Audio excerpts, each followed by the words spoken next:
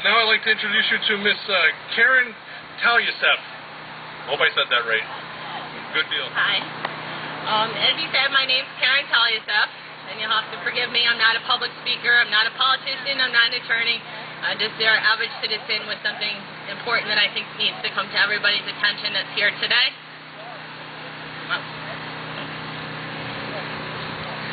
So the bottom line is this. Connecticut has a very well-kept secret that I'm here to share with you today that I think is very important for everybody to know.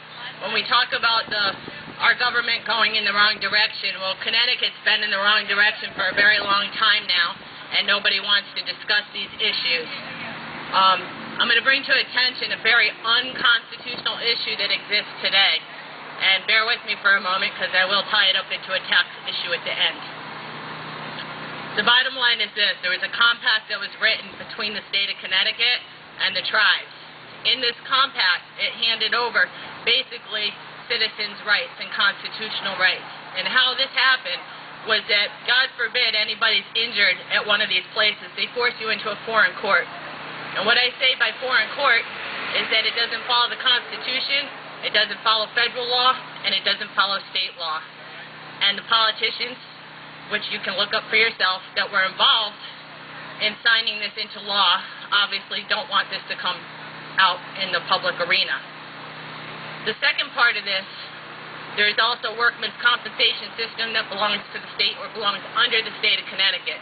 And why this is important is because they also forced a separate workmen's compensation system, which was done under a pilot program within the casino. So if you happen to be one of the 20,000 employees that's affected by this, which obviously employees leave and more employees come in, so this affects a lot of people and families here in Connecticut, you will be forced into this pilot program, workmen's compensation system, which was clearly defined by Congress to be within the state's jurisdiction. If you even look up, which I happen to have a copy of, I have a website, by the way, it's called Protest Casino on Facebook.com. So you can come on, feel free to look at any of the letters I've written into who I've written to, and that I'm unable to get any response from certain politicians on this, or even bring this into a discussion where it belongs so that we can change it back to the way that it's supposed to be. Back to the workmen's compensation under the state law. If you go on, even on the Democratic Means and Ways Committee, by the way, they explicitly tell you in 2006 that workmen's compensation falls under two forms of law, either the state in most cases or federal, like in cases of people that work out at sea and different issues. Nowhere does it say in there that tribes or their lands falls under federal. So once again, like I said, it does fall under state jurisdiction. Although if you talk to anybody in the state right now, they'll tell you that you have to deal with the casino.